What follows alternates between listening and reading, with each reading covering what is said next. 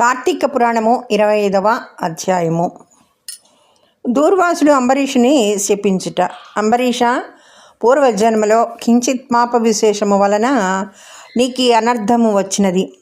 నీ బుద్ధిచే దీర్ఘముగా ఆలోచించి నీకెటులా అనుకూలించునో అటులనే చేయుము, ఇక మాకు సెలవిప్పించుము అని పండితులు పలికిరి. అంత అంబరీషుడు, ఓ పండితోత్తములారా, నా నిశ్చితాభిప్రాయములను ఆలకించి వెడలుడు. ద్వాదశి నిష్టను విడచుట కన్నా విప్రశాపము అధికమైనది కాదు. జలపానము చేయుట వలన బ్రాహ్మణుని అవమానపరుచుట కాదు, ద్వాదశిని విడుచుటయూ కాదు. అప్పుడు దుర్వాసుడు, నన్నేల నిందించును? నిందింపడు. నా తొల్లి పుణ్యఫలము నశింపదు గాన జలపానమనరించి ఊరుకొందును అని వారి ఎదుటనే జలపానమును అనరించెను. అంబరీషుడు జలపానమనరించిన మరుక్షణమే దూర్వాసుడు స్నాన జపాదులు పూర్తి చేసుకొని అక్కడకు వచ్చి ఉండెను. వచ్చిన వెంటనే ఆ ముని మహారౌద్రాకారుడై కండ్ల వెంట నిప్పులు గ్రక్కుచో, ఓరి మదాంధ, నన్ను భోజనానికి రమ్మని నేను రాకనే నీవేళ భుజించితివి. ఎంత దుర్మార్గము, ఎంత నిర్లక్ష్యము, ఎంతటి ధర్మ పరిత్యాగివి. అతిథికి అన్నము పెట్టదని ఆశ చూపి పెట్టకుండా తాను తిన్నినవాడు మలభక్షకుడగును. అట్టి అధముడు మరుజన్మలో పురుగై పుట్టును. నీవు భోజనమునకు బదులు జలపానము చేసితివి, అది భోజనముతో సమానమైనదే. నీవు అతిథిని విడిచి భుజించినావు కాన నీవు నమ్మక ద్రోహివి అవుదువే గాని హరిభక్తుడు వెట్లగుదువు అని శ్రీహరి బ్రాహ్మణావమానమును సహింపడు. మమ్మే అవమానించుట అనిన శ్రీహరిని అవమానించుటయే. నీ వంటి హరినిందాపరుడు మరి ఒకడు లేడు. నీవు మహాభక్తుడవని అతి గర్వము కలవాడవై ఉన్నావు. ఆ గర్వముతోనే నీవు నన్ను భోజనమునకు ఆహ్వానించి అవమానపరిచి నిర్లక్ష్యముగా జలపానమనరించితివి. అంబరీష, నీవెట్లు పవిత్ర రాజమకుటంబులో పుట్టినావురా?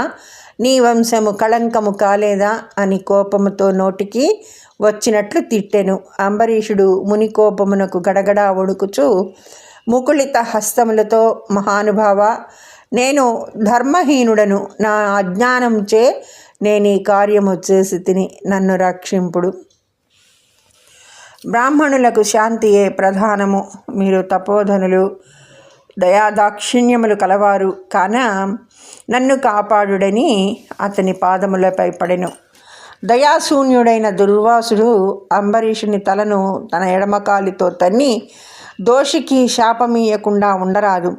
నీవు మొదటి జన్మలో చేపగాను, రెండవ జన్మలో తాబేలుగాను, మూడవ జన్మలో పందిగాను, నాలుగవ జన్మలో సింహముగాను, ఐదవ జన్మలో వామనుడుగాను, ఆరవ జన్మలో క్రూరుడవగు బ్రాహ్మణుడుగాను, ఏడవ జన్మలో మూఢుడవైన రాజుగాను, ఎనిమిదవ జన్మలో రాజ్యము కానీ సింహాసనము కానీ లేనట్టి రాజుగాను, తొమ్మిదవ జన్మలో పాషండ మతస్థునిగాను, 10వ జన్మలో పాపబుద్ధి గల దయలేని బ్రాహ్మణుడుగాను పుట్టెదవుగాక అని వెనక ముందులు ఆలోచించక శపించెను.